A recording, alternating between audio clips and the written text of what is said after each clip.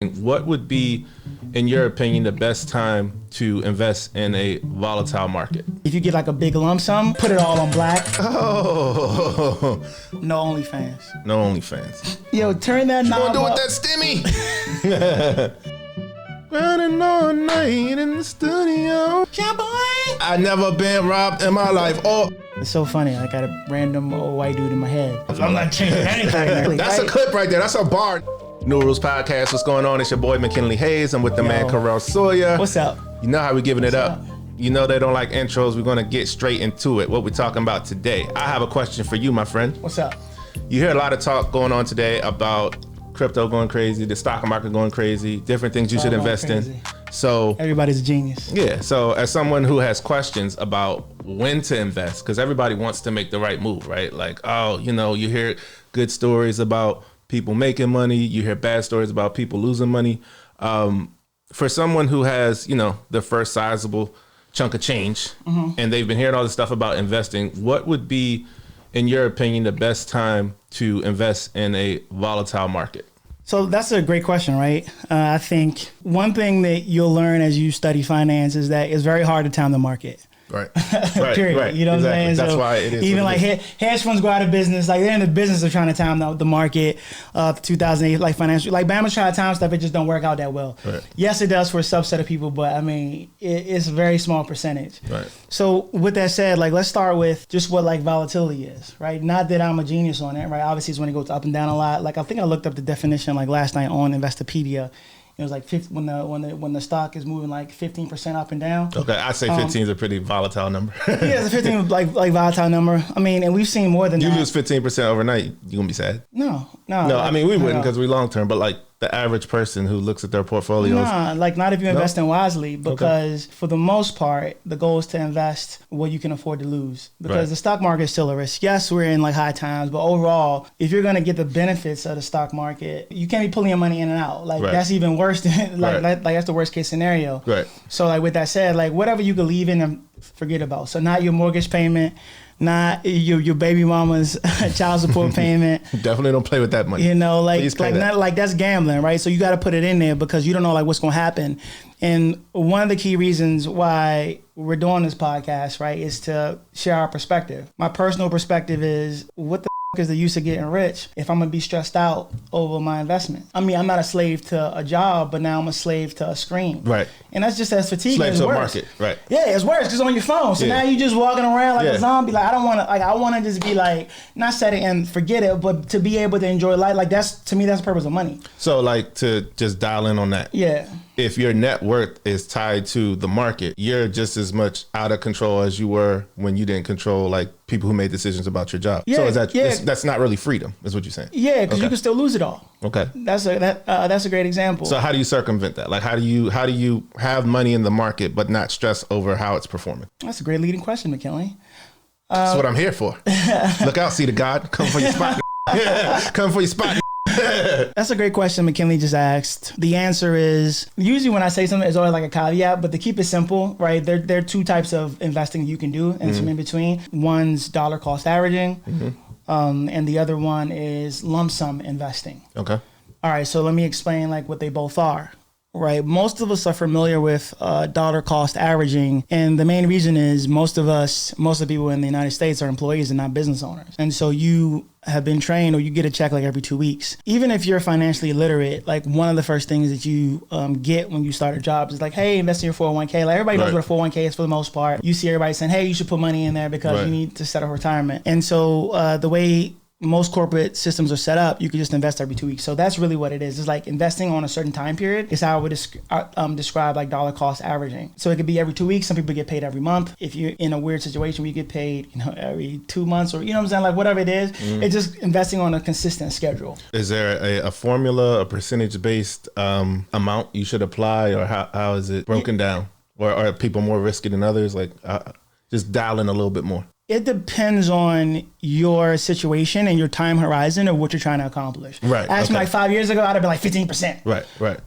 Most investors, people who are giving financial advice because of inflation, say you need to be investing like 25 to 30%. Okay. Like that's like, you know what I'm saying? But if you ain't got it, like you ain't got it. I would say 15 minimum, 30%. And then if you're making over like 200 grand, like you should be investing like 40 to 50%. Okay. Because you can live off. Yeah, because you can live off, okay. right? And you know, like 100% honesty, like I'm not there investing like 50%. And before I go on to like lump sum investing and explain that, I'll just quickly just kind of double click on your point. If you want to retire early with FIRE, like one of the channels I found, I think, I can't remember like their names, but the couple that I showed you that retired and lived in Portugal, they're just a couple that retired at I think like 39 with $2.5 million. Yeah, okay, I remember that. Right, like, they were saving 70%. Okay. You know what I'm aggressive. saying? Yeah, like I was aggressive. Like you and I, we just got back from Cabo. Yeah, like 70%, I need that. But, I mean, unless you make like a mill, right? Until we get to like that level. But for now, you're right. Like 70% is not an option. If we chop, like, I got a mortgage, goddammit. Right. Mortgage. I mean, we have been a Nobu twice. Yeah. Lifestyle choices not always, the most frugal, but yeah. Yeah, but enjoyable. Like I'm down for I'm that. not changing anything. We'll change a little bit. So that's one option, right? So that's aggressive. Somewhere in between is between the 15 and the 70. Right. If someone's like later on in their career and they're just now starting to get a handle on their finances and they're in their 40s and they want to retire by 62, 59, whatever, they should be a lot more aggressive than the 20 something who has 40 years to compound, build, and dollar cost average their way up to that same point without putting in, more than 15%. Is that accurate to say? Like the older, I would say the older, because you could be older and already well off. You could be younger and already well off. There's like this, I guess, formula to take in consideration about like where you stand financially, what are your goals, and how soon, what's your exit strategy? Right? Because that other lady only needed 660, right? And then she did her thing. And then somebody else, like, I need 3. You and I, our magic number is 10, right? 10 mil. Yeah. So you got to make your schedule based on where you stand, what you earn, and what percentage you can do, and then your age. And then that window. I think you nailed it. The only thing that I would add to what you just said, the more that you can invest aggressively, the quicker you get to psychological freedom. Right. So I wouldn't put an age on it, because if you're like 19 and you're living at home and you could do 50%, bro, damn near 100. Bro, crush it, right? Because now you got money. Like let's say like 10, 15 years ago or something. Like, yeah, if we were 19, we was putting 100 in.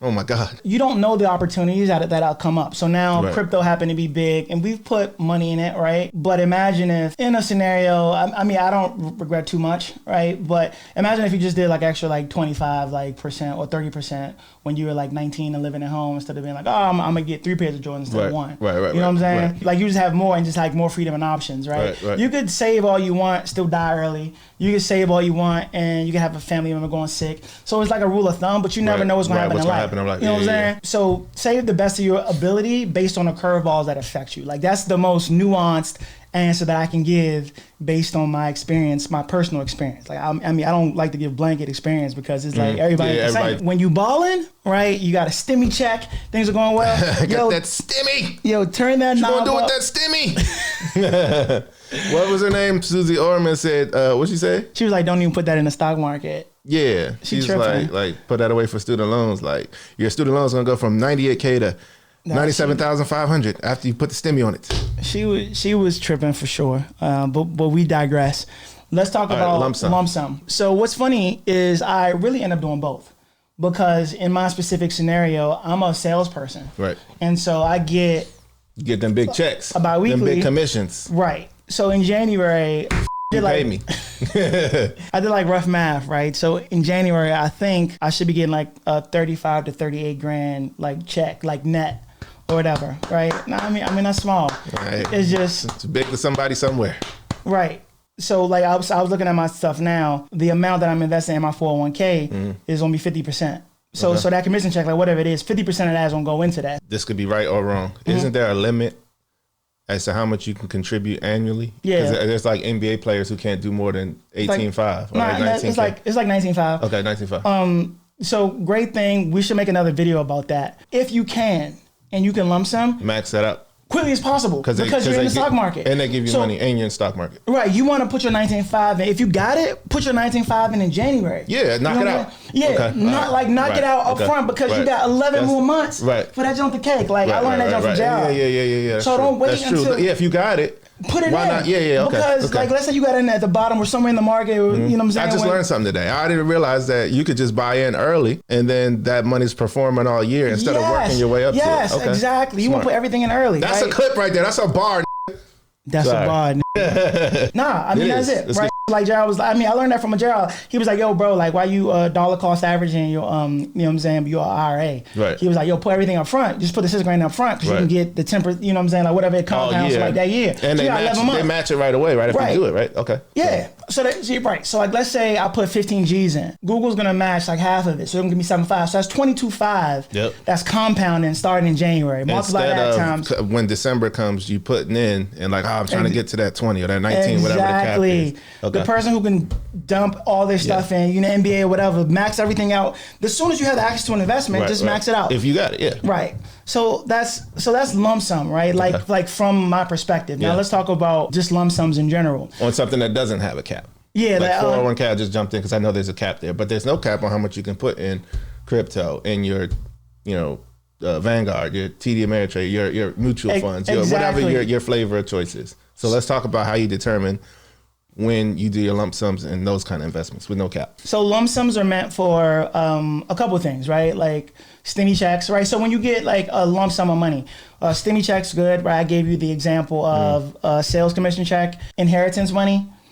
And then when you put that in the market is really, once again, depend on your psychological, like how you, like your safety mechanism and what you're going to be comfortable with. So let me give you an example. Like person A gets 500 grand from Pop Dukes. They could take that and just dump it all on ETH now, right? And be like, let's see what happens. Roll the dice. Right. That's option one. I don't, like, my brain don't work like that. Right. I'm more diversified, so you don't put all your eggs in one basket. Okay. Yeah. So let's call it 600 so I can keep the math easy. Okay. Person A is gonna put so person A gets lump sum check, right? So 600. Yeah. Okay. 600 grand. They throw that in the market in January. Now you like, all right, let me see what happens. You could cash out. But you can't be nervous about it. Like, like your sleep, don't do that. Right. Like what I would do and what I've typically done with all my investments, while I may not maximize everything, I'm gonna just put 50 grand in a month. Right. Because I may not even want to put the full thing in that investment. Something may come across my desk in June. I may want to put more money in the business. Right. So I'm gonna just dollar cost average 50K a month until I get to that. Like the money's gonna go in, but for me, it's gonna go in over a 12-month period. Right. So that's really like the difference, right? With a lump sum, you usually get it and you can put it in the market and take that risk, but once again, it depends on your profile and how you like to do it. Like I'm a dollar cost because I like to always keep money. You know what I'm saying? I like to always have money. Like just, you know what I'm saying? Like I'm like, yo, like if I'm gonna like lose it all, then like nah. So if I made a bad investment in January and I only put like 50 grand in, by the time March come, I'm like, all right, cool. Like I'm not gonna do that no more. You monitor how it's performing as you go by dollar cost averaging. You kind of growing exactly. With it. Like you can monitor it. So that's really what the difference is. So let's bring all this back to the final to answer the question: when is a good time to invest in the stock market or volatile market or really any time? The answer is it depending on your psychological, like how your brain works and how it's tied in with money. But for the most part, dollar cost averaging is the safest route to go. And that's what most of us typically do. Yep. You can set it and forget it. Yep. Right. Yep. And then lump sum investing is like, if you get like a big lump sum, you can kind of put it all on black. Right. Or even with a lump sum, you can just dollar cost average it over a certain amount of months, which reduces your risk. The last thing that I'll add to that is I was listening to like a reading of a Vanguard article. They said like lump sum investing, like they did some analysis, some like report, if I could find it, like I'll post it, but they did some report where lump sum investing actually beat out dollar cost averaging. It was like by like a little bit of money, like it was like a small percentage, but you gotta think about the risk and how you have lost money, dumping it all in, going to zero. Right. It's like, so for the average investor who isn't Warren Buffett, who isn't Ray Dalio, right? Who don't have all the just picks chill, and the data and the metrics to support their decisions, and analysts and everything else. Should dollar cost the way forward, monitoring, and as long as your money's making you money, you're good. You're good, and then you can always pivot. Whereas if you do the lump sum, it's kind of like, you know what I mean? Right? What's gonna happen, and that could work in your favor, but it can also work against you. Yeah, me, I'm not like we steadily climbing, so I'm cool with that. I don't need like the fast cash and to lose it all. It's like, nah, I ain't trying to lose that 600. You know what I'm saying? I'm trying to double that jump, but if it doubles slowly, if person A put it in and they turn into 1.2 and I only end up turning it to like 800, like I'm super cool with that. Right, because you stop the bleeding if it wasn't gonna do that. Right, plus I'm making other plays, right? Once again, like diversification. You got cash to make other plays. Yeah, because you put it all in, can't make no other plays. Right. Yeah, so I think I'm a fan of the dollar cost averaging as opposed to the lump sum. But again, like Kay said, it depends on you, what you like, how your money's coming in, and what your psychological investing strategy is. So or like what you're psychologically safe with. Because the goal is, at least for us, is to get rich with peace of mind, not get rich and be stressed the fuck out. Right. Exactly. With that caveat in it. It's like, 'cause you do whatever you want. But if you're trying to like have money, chill, be present with your family, enjoy time, not check your phone, not be on the stock market looking at crypto all day long, then you want to do the safe route, even though you may not make as much, or, you know what I'm saying, you may not like ramp up or make that 3 million from just dumping the 600 grand into, Ether and it was 200 or whatever. Right. But if you dump, like if you just did it when it was 200, 400, like you're going to make less, but you're still up. But you're still up, right? Yeah. Yeah, no, for sure. And for real, I feel like that's a better strategy to have that diversification, because if you go all in on one thing, you don't really get the benefits of other plays, and other things happening. And I mean, I feel like every piece of investing advice usually tells you not to do that, right? Go all in on one thing. It's usually spread yourself out. So if you put 10% in stocks, 10% in crypto, 10% in, your real estate, 10% in a mutual fund, 10% here, then if you decide, all right, this is performing like this, I'm going to roll this over here, you can do that based on your dollar cost average schedule versus your lump sum, where it's like you just set it and forget moving the bag and then kind of hoping that, you land in the right place at the right time. We were just talking about a Vanguard account that you had set up. Yeah, cool. And it was good information. Yeah. I didn't act on it when you said to do it. I'm ready to act on it now. Yeah. I want you to talk about the journey from when you started it, what it's looking like now, and then I was asking you how it ties into your work schedule. I know you dollar cost average it, but do you have to like go through the HR, go through company to tie them in, or do you just get a certain amount and then auto pay in? Like, explain to me the setup so I can get rolling. Okay, so the question is, how do you invest in an ETF? And since we're talking specific examples, I'm going to show the ETF that I put $3,000 in. Okay, sorry, let's rewind. I didn't even realize I do now, but you set up Vanguard because on the platform you can buy ETFs. Yeah, Vanguard is. We're gonna have to do what is the ETF. I know it's a bundled stock, but a lot of people want to know what's the difference in the ETF and a mutual fund, and I think the main thing is fees. But we'll get into that. So you set up a Vanguard account, and then walk me through the ETF you purchased and how that looks now. VT Sachs. So that's the name of the ETF. Yeah. So VT Sachs, right? Jared was like, yo, like look this up. So I looked it up. I came across like, I think Our Rich Journey, you can check out like their channel, super dope, and how they retired at 39. And one of the main vehicles was VT Sachs. Okay. And the key thing was that it had great compounding interest year over year. And then also like the expense ratio was super low, and it wasn't being managed by anybody per se. And this was a vehicle that people were using, or this couple had used to retire. So I looked into it. There are multiple ways to get into it. Maybe we'll make another video. But for the Admiral shares, the opening investment is $3,000. There's another ETF that you could put a lower amount into and then roll over into VT Sachs. Okay. And the benefit of the Admiral shares, the way I understand it, is like they have like the lowest expense ratio, expense fee. Okay. All right, cool. So now to answer your specific question, there is investing in your 401k, but then after you have money left over, what I found to be helpful is you divide that up into different accounts and send it places. Yeah, so for sure. When put it all to work in different places, right? Yeah. Right. So automate everything. So what I do is I go into my Google like payroll system. I'm like 15% goes to Vanguard, 15% is my Charles Schwab, that's my check-in. Okay, so they must, I don't know if that's a Google thing, but everybody does it. Okay. Like almost everybody does it.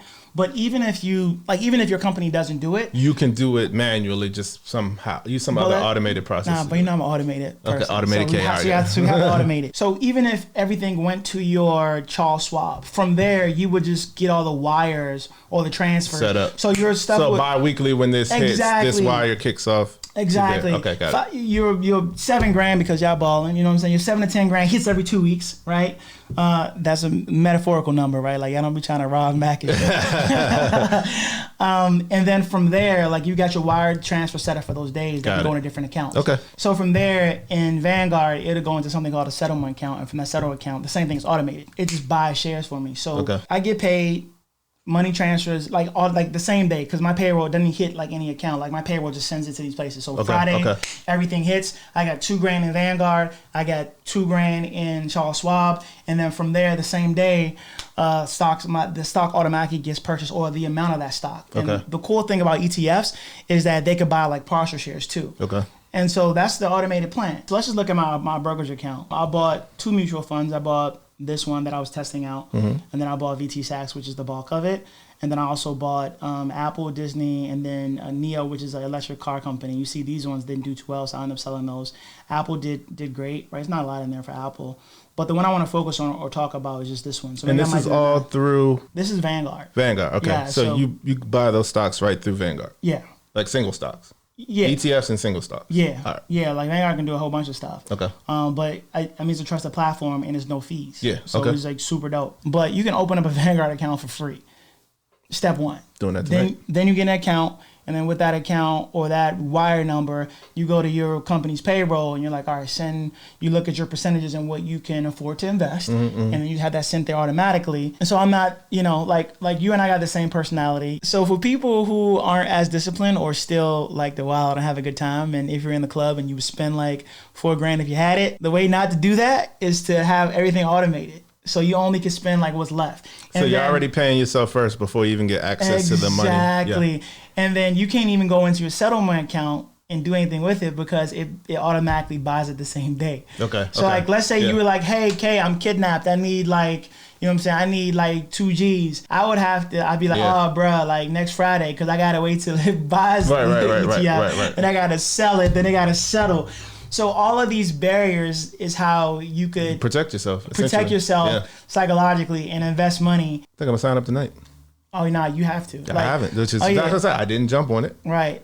I see what it's doing. All right, so 3 points for this video. Open up a Vanguard account. And then secondly, once you get that number, go to your payroll and have a certain amount of money go into your settlement account. And then automate the purchasing of that stock on the same day so you don't have a chance to f that shit up. And that's how we're going to get rich, man. So this is just one example. We'll be showing you a lot of this. We'll be starting my Patreon in the spring where we'll go into deep dives. I'll show you specific numbers, show you like net worth, all the shit that y'all really want to know. But we'll show that to you behind like a paywall because I don't want to get Mac robbed. Like, let me stop saying it. Try to rob me. FYI, I never been robbed in my life. Oh, you get K-Dog's address when you subscribe to the Patreon so you can pull up on him. Hey man, don't. I keep heat with me. Don't do it. So put VT Sachs on your radar, research it, look it up. Look up Our Rich Journey. Just Google them, right? Retired at 39 with 2.5 million. Their name will pop up. Subscribe to them. They're retired when I guess I saw that video. They were 39 and they're currently retired in Portugal. So neither here nor there.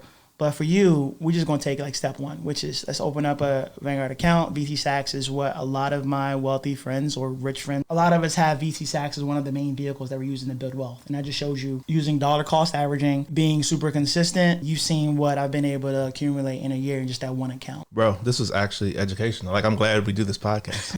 Right. So I'd rather be spread out nice and safe and diversified and ride the way forward. I might not go as far, but I'm still moving up versus just plant. And now there's a chance I shoot up, but it's also a chance I shoot back. Yeah. And then like what you just said made me think of something. It's so funny. I got a random old white dude in my head. Warren Buffett. Rule number 1, never lose money. Rule number 2, follow rule number 1.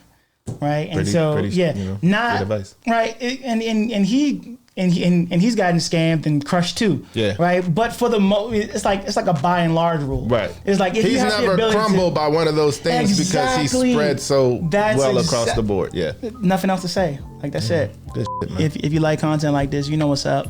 Like, subscribe, hit us up. New Rules Podcast. Peace. Out.